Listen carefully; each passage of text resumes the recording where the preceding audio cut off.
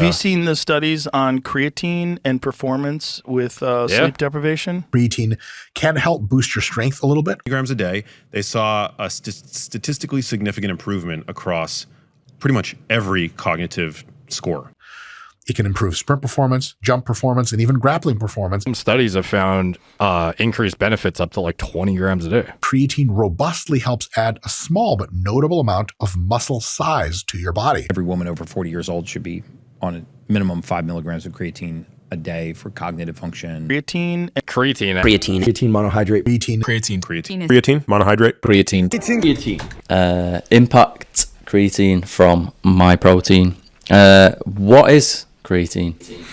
So creatine monohydrate is the most effective form of creatine, first of all. There's lots of different ones and new kind of trendy ones that you'll find out there.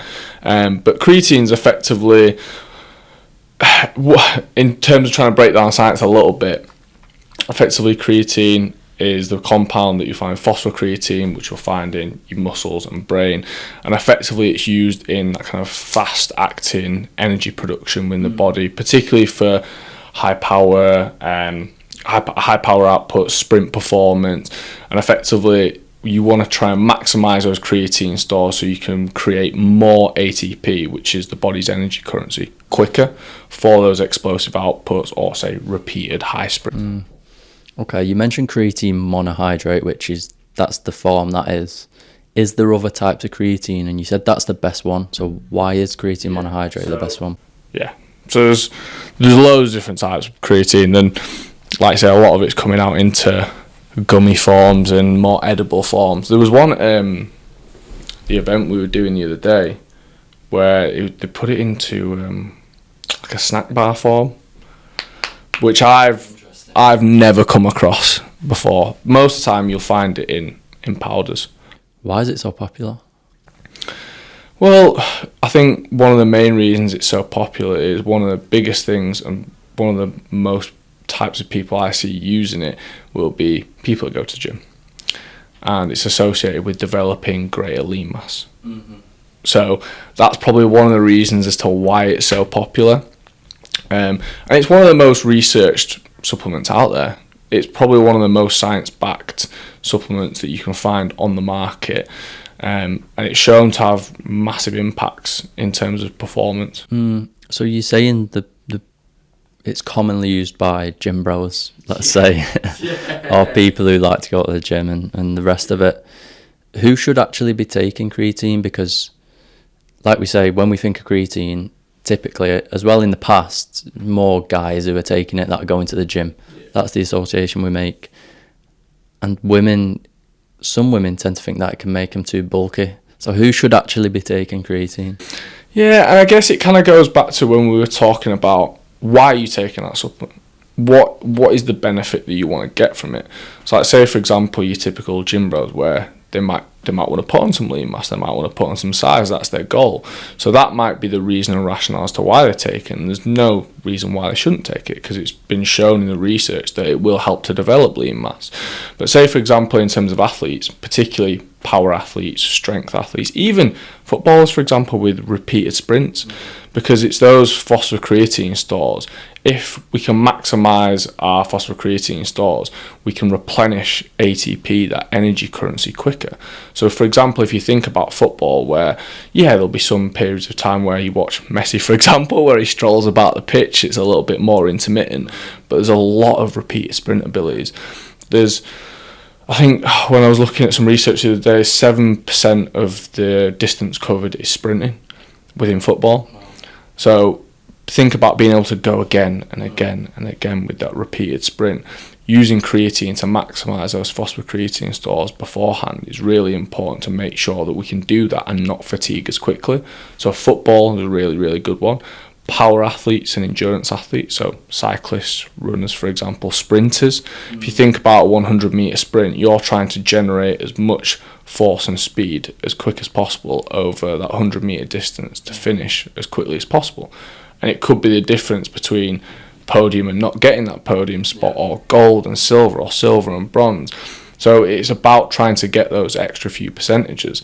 And particularly when it comes to, say, sprint athletes, it's making sure that the body in that quick, short space of time can generate enough energy and regenerate that energy over that shorter distance to make sure that they can finish that 100 metre in the quickest time possible. What is the best form of creatine? Because you've said, we've got the powder there, these gummies are now available, these capsules, you just said that they've started putting it in like a energy bar. Yeah. So what's the best form?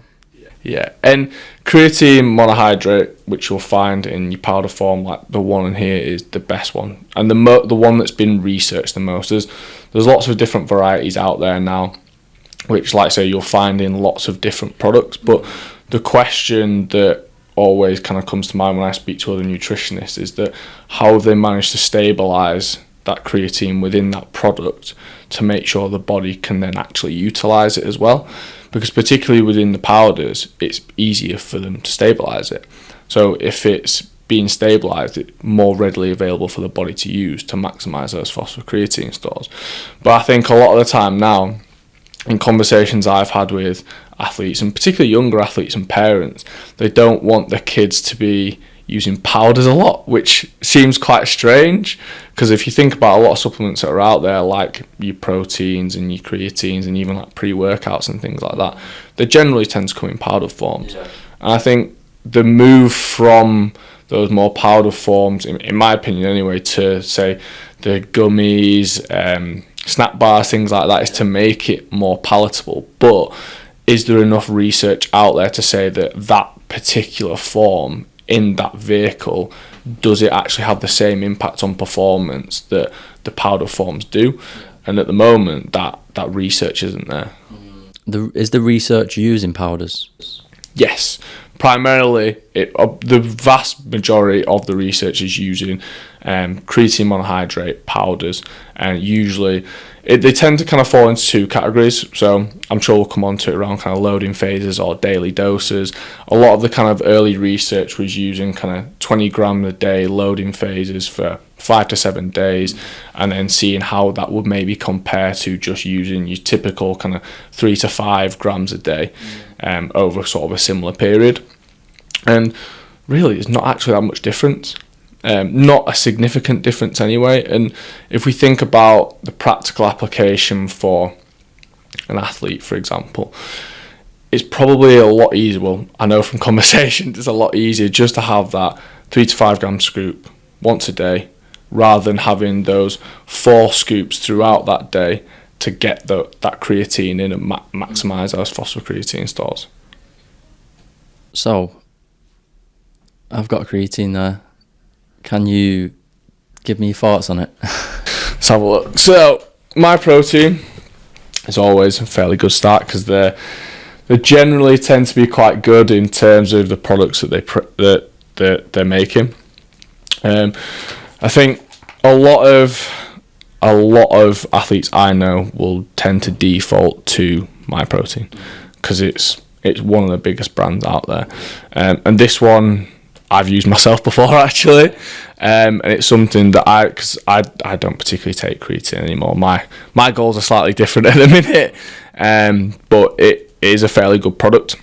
I mean, if you look at the back of it, the only problem, and one of the things I always say about my protein, is the size of the print.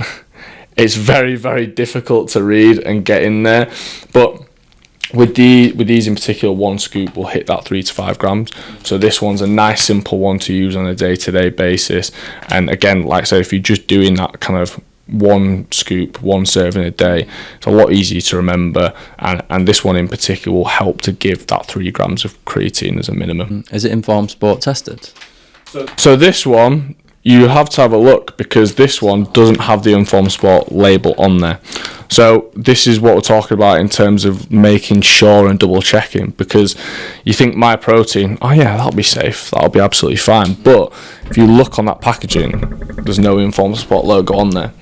So that's where it's important to always double check these products that you're using. So like me, myself, I'm not a professional athlete. It's not necessarily something that I'm overly concerned about. But particularly in terms of application to those professional and elite athletes, it's something that you 100% need to double check. Okay, we've talked about athletes and the benefits of creatine. Does it, because you don't take it yourself? Not anymore, anyway. Okay. Now I'm out of my gym, bro.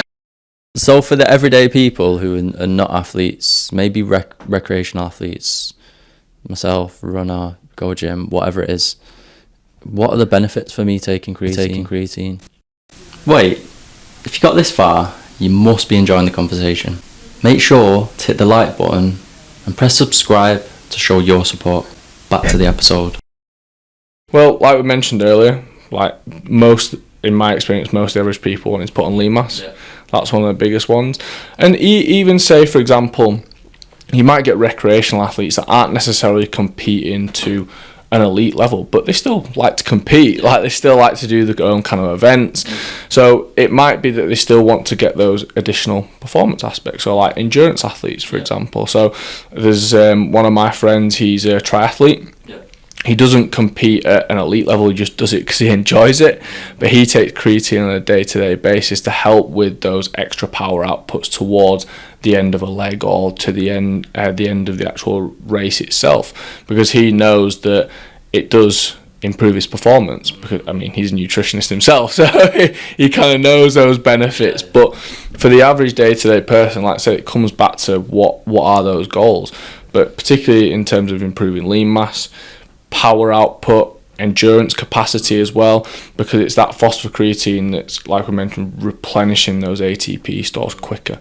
If you can replenish those ATP stores quicker, then it can help to improve that endurance capacity. And even just for someone who wants to improve their fitness, ultimately, if you can run or cycle for longer at a higher intensity, in terms of improving your engine, your cardiovascular fitness, it's going to help to improve that quicker if you can maintain those higher outputs for a longer period of time. So even just for the general day-to-day person who might have their own fitness goals, or they might compete in their own kind of events and things like that, it still has a massive benefit, and it's not something that is exclusively for those kind of elite athletes, which a lot of people tend to think about, unfortunately. Yeah. And I'll take about 2 scoops that a day. Do I need to be drinking a lot of water as well? Yes. I would just say, just think about your general hydration, because we think about why do we need to drink more. So in terms of keeping ourselves hydrated throughout the day, one, for maintaining fluid balance, but also just maintaining our general health and well-being. Because yes, creatine will help to retain water and maintain hydration slightly, but that can only happen if you're keeping yourself hydrated on a day-to-day basis. So it's still important that you're maintaining that fluid intake on a day-to-day to maximize any performance goals, but also to maintain your own health and your well-being on a day-to-day basis, because hydration isn't just for the physical aspects, it's also cognitive as well. Maintaining concentration, maintaining energy levels, even if you think about how you feel when you feel dehydrated, you're probably a little bit moodier, probably not yourself, a little bit snappier, and all those kind of different things can then start to affect your other areas of your life. Even just think about how it affects your motivation. If you're feeling a little bit down or you're feeling fatigued, your motivation generally isn't going to be as high as it normally would be. So maintaining that hydration anyway is really important, but especially when you're still taking creatine. So we should be drinking water anyway, regardless. Plenty of water. And not just sports drinks or monsters. So we've spoke about the benefits of creatine for like performance aspects, but there's research now being done beyond performance. Do you want to kind of just touch on that a little bit? Yeah, so interesting. So I've just completing my Masters at Manchester Met. Obviously, we went to Manchester Met, and there's some interesting research going on there at the minute. It won't be published for some time yet, because it's part of someone's PhD research, but looking at phosphocreatine stores, and I didn't mention it earlier, but phosphocreatine tends to get stored in one or two places: in your brain, but also in your muscles as well. And it's the brain phosphocreatine that can potentially affect things like mood, also affect things like memory. So particularly in terms of the research that's going on at the university at the moment, it's thinking about how cognitive fatigue might affect things like memory, even kind of cognitive skill-based tasks, like doing something menial for a long period of time that might be easy, but cognitively will fatigue you. So looking at how that creatine intake on a day-to-day basis and how that supplementation can perhaps either improve or might not necessarily affect that cognitive fatigue, memory retention and memory recall. And I know you said obviously that's not going to be published for some time. Is there any research pointing to that right now in terms of the benefits of creatine for cognitive function? There is some research out there, but again, there's not huge amounts out there at the minute. A lot of the research around creatines primarily tended to focus on, like I said, the performance aspects. But I think you could even throw that cognitive side of things into the performance aspects, really. Because, I mean, if you think about sports that are out there that still require, like, concentration, cognitive focus, like, say, for example, golfers. Golfers, you're playing 18 rounds, you might be playing in ridiculously hot temperatures sometimes where you potentially becoming dehydrated, so maintain that fluid intake like we mentioned, but maintaining that cognitive focus to maintain that skill for such a long period of time takes a lot of mental energy. And there was a golfer recently, I can't remember who it was, you might be able to remember. No, I see. I was discussing it with a colleague of mine recently where they were literally walking around with a creatine, like just taking creatine throughout the day to help maintain that kind of cognitive side of things, as well as obviously, like I said, the power endurance aspect, because it helps in whether it was placebo or whether it was an actual effect that he was experiencing, he was getting that kind of benefit from it. And that's one of the things that you can almost caveat with, particularly some of the supplements we'll talk about today. Is it an actual physical effect, or is it more of that kind of psychological placebo effect? And I'm not going to ask you for a recommendation regarding this, but what are the dosages that they're currently looking at in terms of creatine benefit in the brain? Because we spoke about exercise. You said 3 to 5 gram daily. If you don't need to do a loading phase, but if you do, you're looking at 10, 20 grams over a certain period of time. What dosages are they looking at in terms of that benefiting cognitive function? So a little bit like the research on performance, they're looking at both. So looking at those higher dosages through a loading phase and whether that has any impact versus the kind of general daily dose as well. So either 3 to 5 or, like I say, those 10 to 20 gram doses. So they're generally tend to be the ranges that we work with within creatine, to my knowledge anyway. For a gym bro, let's simplify a creatine protocol. How much? When should they take it? What form they should be using? And the type. So the form, I'm talking about gummies, and then the type, you know what I'm talking about. So personally, I would always go with creatine monohydrate for starters. Most research backed. Most researchers show that it actually helps to improve those performance aspects in terms of endurance, power, strength, lean mass, etc. Powder form as well, like we talked about a little bit earlier. The research around those other vehicles for that creatine, there's not a huge amount out there at the minute, so always stick to the science and what the science is saying for those benefits. And to make it really simple, you've got to think about yourself as an individual. And say, for example, if you are doing a loading phase where you're looking at 20 grams a day throughout 5 4-gram doses throughout that day, are you going to remember to take those doses? Yeah. And if we again look at the research and think about the research, if there isn't a significant difference between doing that loading phase and just doing your 3 to 5 grams daily, then you've got to think about for yourself, is it realistic for me to get in that 20 grams on a day-to-day basis when it's realistically not going to give me huge benefits over the 3 to 5 gram dose daily? And again, in terms of that dose, in terms of scoops that you're using, always check the label of the product that you're buying. Some of the scoops might be different sizes, it might be different doses, so always double check that as well. Most of them generally tend to be 1 to 2 scoops. And what I always tend to say to my athletes that do use it is do it first thing in the morning. Once you've done it first thing in the morning, it's done. It's out the way then. Have it with your water at breakfast time, for example. Say, for example, there's players that I work with at some of the clubs where whenever they come in for breakfast in the morning, the creatine's out with the electrolytes, protein powders and stuff for after training, and they'll just have it straight away with the breakfast because they know that that box is then ticked, and they don't have to then think about remembering another 3 5-gram doses throughout the day then, and it just then simplifies it. And like we said, there's no, if you're comparing that loading phase to that kind of daily dose of 3 to 5 grams, there's not a huge amount of difference in there. So it's thinking about what works for you as an individual. But I would always go with that daily dose, 3 to 5 grams, creatine, monohydrate, powder form, with your breakfast in the morning. Love that. You came back round and you put it all together. So next section is myth busting for creatine. I've heard so much nonsense around creatine, so I just need you to bust these myths for me. Number 1, creatine is a steroid.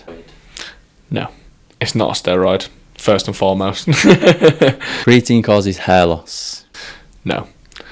There's one study that we were talking about earlier that early on into research found that it increased DHT, but because DHT can lead to hair loss in long term, but there's no kind of realistic science backing that up long term. And no studies have replicated that. Cool. Creatine damages your kidneys. No. Not unless you've already got a pre-existing kidney problem, in which case, if you were going to take creatine, consult with a health advisor or a doctor first and foremost. Creatine causes dehydration or cramps. No. We've touched on that one already. You need to do a loading phase. No. Definitely don't need to do a loading phase. Again, going back to what we talked about earlier, do what works for you.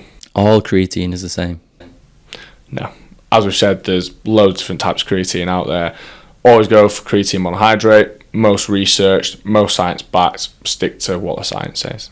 Creatine is only for gym bros. No. As we've already touched on, whether it's general public, depending on what your goals are, if you want to improve your fitness, if you want to improve your endurance capacity, strength, power, whatever it is, elite athlete, general population, feel free to use it. So I hope that answers all your questions regarding creatine. If you have any more questions, submit them in the comments below and we'll send them to Eoin. Thank you for tuning in. If you enjoyed that clip, click here to get the full episode. And don't forget to subscribe.